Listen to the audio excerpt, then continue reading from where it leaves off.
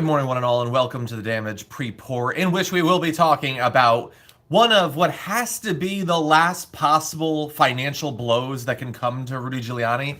And the reason that I'm covering it, and the reason that the title is what it is not just that it's happening, but the reason that it's happening, okay? Both the long-term as well as the proximal reasons that it's happening. I am very interested in that. So we're going to be discussing that. We have other news to talk about in this pre-port as well. Also, I want everyone to buckle up because we've got the Friday show coming. We're going to be throwing away our garbage people of the week. I've got a fun one for this week. Not one where it's the worst person in the world or saying the worst thing ever, but it's a fun one, okay? And so I'm going to have fun with it. Now, we got other news we're going to jump to in just a sec. Before that, though, I do want to thank a few people in the audience. I might also mention this on the show because I never know for sure if someone's watching the pre-port or if they're watching the show. Also, hit the like button if you haven't already. We're at about a third, which is, I think we can all agree, utterly unacceptable and immoral, fundamentally. But anyway, people have been sending some stuff into the studio, and I want to thank them. So first of all, from Sailor Digurin, obviously you're all familiar with. Eric, it's funny that you mentioned Monster Squad because Sailor Digurin sent in a DVD of Monster Squad. Of all of the DVDs that someone could send, no, not like, you know, the 4Ks of The Lord of the Rings or something, but this garbage. Anyway, we will see. I do technically have the ability to watch a DVD. I have a PS4, so thank you, Sailor Digurin, all jokes aside. Second of all, let's see. Okay, so this was sent by Serena Zelius. Now, it says funny cups for you and Brett to have coffee on Friday. So I imagine that this is intended for Brett. This awesome, look at how badass that dragon is. And it says, touch my coffee and I will slap you so hard even Google won't be able to find you. Very, very cute. I like that. Thank you, Serena. And then, I don't know if these were intended to be connected. They were in different boxes, but it was 2 cups and that references cups. So Zany Progressive sent in a dragon chalice. And that is awesome. And zanyprogressive.com is Zany Progressive's blog that's mentioned in the letter that was sent in. So thank you so much. My only question with this, honestly, so I am going to give this to Brett. I think that's what the intention was. And I will obviously be burning that copy of Monster Squad.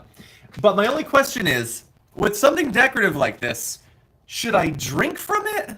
Or should it go, like, on the set? It's so decorative. I'm going to have to think about that. But in any event, thank you all. Thank you everyone who sent things in the studio. And obviously people have for years. I really do appreciate it.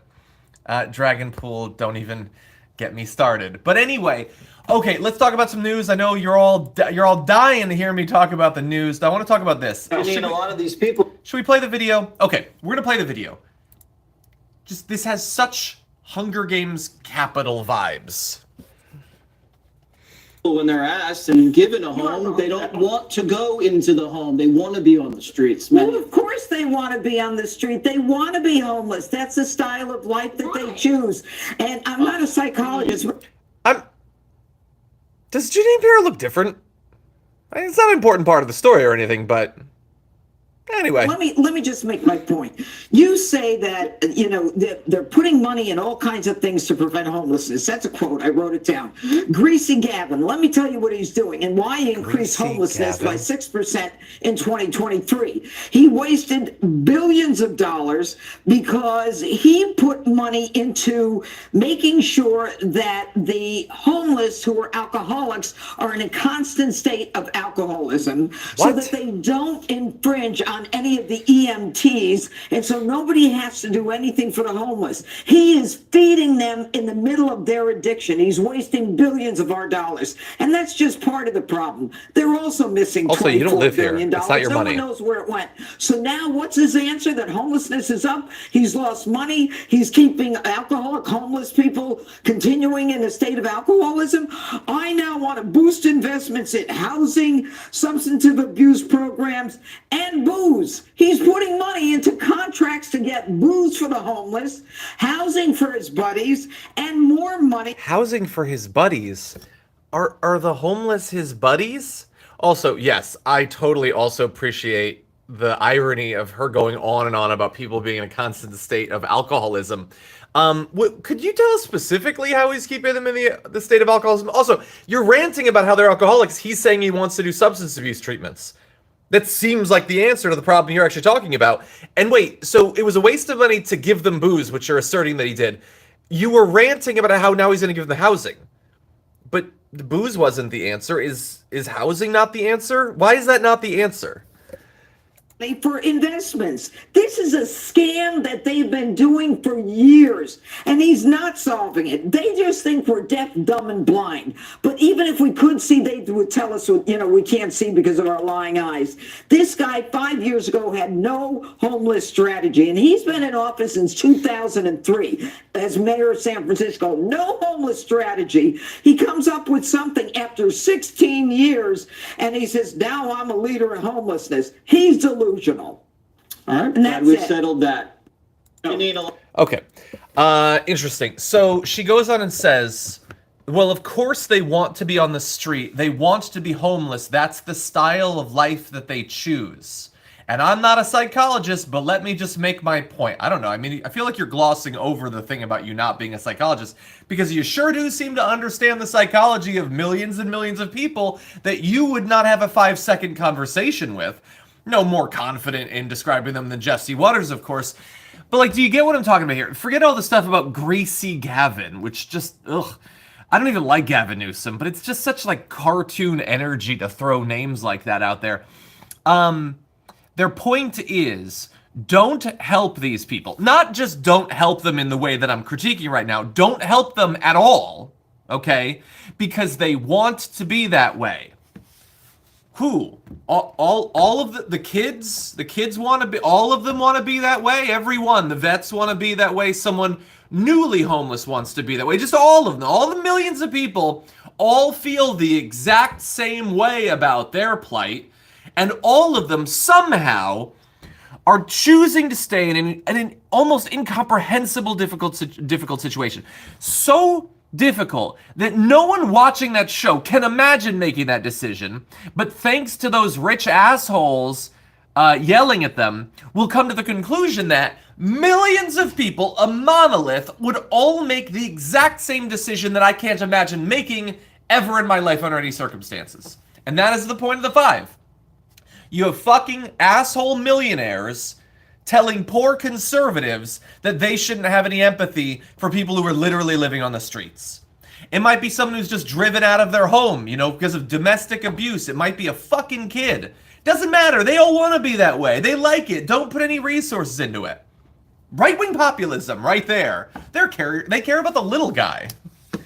That's just, look, they've been doing this for literally years. That's a big portion of what the 5 is and what Jesse Waters is ranting about how the people with the least are the worst. What should we talk about? North Carolina Senate has passed a bill banning masks in public. They say it's to stop criminals from using it. I mean, if you're committing a crime, you can stop the person. Like, is there a wave of masked vigilantes like running around?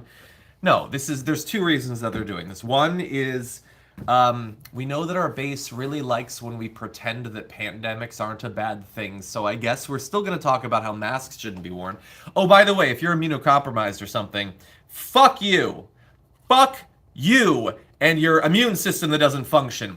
You don't get to wear one, okay? And they say, well, like we're never going to lock up a grandma or something like that. Oh, okay. You're going to use common sense, you say, which means it's going to be arbitrary. It's going to be up to the individual cop. Because we know the other side of this is they don't want campus protesters to be able to obscure their faces. And now that it's up to the individual cop to decide, they might well get arrested simply for wearing a mask over their face. But theoretically, if Proud Boys are marching, we know that as much as the right loves to say they hate masks, as soon as the racists start marching, they throw them on. It's going to be up to the individual cops. They don't have to arrest them on sight because now it's a common sense thing. So fun in North Carolina, again, when the law is entirely determined by what would be the best for the right now. By the way, also, with the right on a tear to allow more religion in schools, the Satanic Church, the Satanic Temple, is now saying, well, if it's good for the goose, it's good for the goat, man. And they want in. And honestly, if we now don't have a wall between religions and public education, I guess the satanic clergy can get involved. Yeah, Amy mentioning immunocompromised, needs to wear a mask. No, you don't get to. You don't get to because other people have been convinced that it's weak to. So, I'm sorry, but you're going to have to expose yourself to diseases, I guess. By the way, I'm a little bit annoyed right now, but when we start the show in 13 minutes, when Brett is on, we've got a story of a fight on the house floor. It's just so fun. Oh my god. We've got a lot of fun actually coming up on the show today. Let's see. Oh my god, we have an update too. Oh, the updates just keep rolling in. I'm not going to mention it right now. I'm going to talk about it soon. We are going to talk about it soon. Okay. Here, I'm going to play a video for you in 1 sec. What do you make? Here we go. Oh, we're only going to play a couple minutes of this, but the debate prep is already on. I don't mean the candidates. I mean the two sides trying to lay the groundwork for what counts as a victory, what counts as a loss. Okay, take a look at this. What do you make? How do these debates play out from your perspective? Yeah, it's going to be interesting because, look, I'll just be very plain and simple. I was in the State of the Union address, and Joe Biden must have been jacked up on something that day. I absolutely believe that from a medical viewpoint, and actually have a little bit of good knowledge that happened. He can't. Okay, so she is going to ask him what evidence he has that Joe Biden was jacked up on something. He's, by the way, the caucus of the GOP doctors group. And he just throws out terms like he was jacked up, and I have evidence. I'm not going to present the evidence. I want to be coy with my evidence. I have it. Oh, it's right over here. You can't see it, though. It's very compelling. It's the best evidence, but you can't see it. You got shit, dude. That's what you got, Greg Murphy. You got fucking nothing. You got a shiver running up your spine at the idea that Donald Trump is going to lose a debate to Joe Biden, who needs to be jacked up on something. What the fuck was he jacked up on? See, here's the issue. If Joe Biden speaks slowly, then you identify it as a problem. Okay? Seems to make sense. If Joe Biden just has a normal speech, then you can pick and choose whatever you want to interpret it any way you want. If Joe Biden is energetic, well, then he's by definition jacked up. So when Donald Trump, when his brain is flowing out of his ears during rallies or something, we're not supposed to criticize that. If that doesn't happen, is he jacked up? No, they're just fucking clowns. We are surrounded by fucking clowns. That is what American politics is. It's clowns from floor to ceiling. And where the hell did my final story go? Because I want to move on to our big story. We don't have a lot of time. We passed 1,000 likes. Let's talk about this. Okay, so this is about Rudy Giuliani. Now, Rudy Giuliani, obviously, the single biggest financial blow to him was obviously the $148 million defamation verdict. Since then, he has been having a lot of problems. Not a lot of problems spending money. He's still spending $40,000, $50,000 a month somehow, despite all the money he owes, and he is bankrupt. And he has been disbarred and discredited, and it's not going well for him. But he's also losing out on opportunities. So he recently was fired, and this is not what the story is about, but he was fired from a radio gig at WABC. And I had heard that he lost this radio show. Now, I didn't know how big this was for him. He apparently was paid between $100,000 and $150,000 a year to do a show that I imagine most of us had never even heard of on radio. Who the hell is still getting paid that on radio? Now, the reason he lost the job, I think, is much more important than the fact that he lost it. Sure, he's awful, so I want him to suffer financially, but he lost it because the WABC was apparently thinking that he was opening them up to potential legal liability because he continued to push election conspiracy theories. Okay? That was one of his last big money makers. I mean, maybe Rudy.Coffee will earn him some money. But that's what he had, $150,000, and he needs it. That's, that's not even half of what he was spending per month, but it certainly helped to offset that. Now, he might lose kind of his last thing. I mean, other than, I guess, maybe the podcast version of his show or cameos or something. So he does a streaming version of his show on Newsmax. It's Newsmax 2, America's Mayor Live. I love that he's still calling himself America's Mayor. Like, after all that he has descended, he's still calling himself America's Mayor. America's Mayor of what? New York? You guys fucking hate New York. You don't give a shit about what happened. Like, you love to talk about how much you hate it. Why are you still claiming to be America's Mayor? But anyway, they are also facing major defamation lawsuits over their coverage of the 2020 election, and so they might be giving him the can too. Now, that one isn't done yet. He has lost the radio show. This one might be basically the last blow.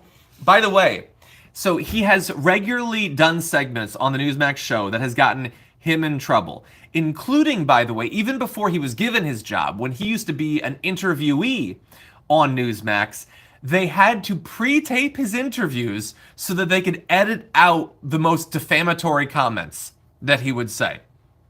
Now, I want you to imagine that you have an ongoing relationship with a media figure, and they are so utterly irresponsible that you can't put them on live, and then you give them a show. The standards are buried below the ground. I don't know if his other show is live. I imagine it has to be. I mean, it's called America's Mayor Live. But the reason that I find this so rich is he has lost everything financially, specifically because he can't stop lying. And you know how much it bothers me when people get away with lying. I am a shell of a man because I have to witness people getting away or even profiting from lying over and over and over again. Blatant lies, already debunked lies. And so to see this guy, at least, not everybody, it's not Trump yet or anything, although, the defamation in E.G. and Carroll certainly felt good and the fraud in New York felt good.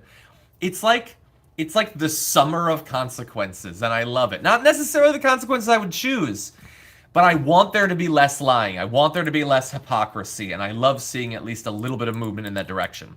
So we'll see if he loses the job. That's what the sources behind the scene are saying, and he certainly cannot afford it. Okay, everybody, thank you for being here. But you lie about Monster Squad. It's not a lie, it's an opinion. Anyway, Brett's going to be joining me in just a few. I will see you there. Hit the like button on the way out if you haven't already. Bye for now.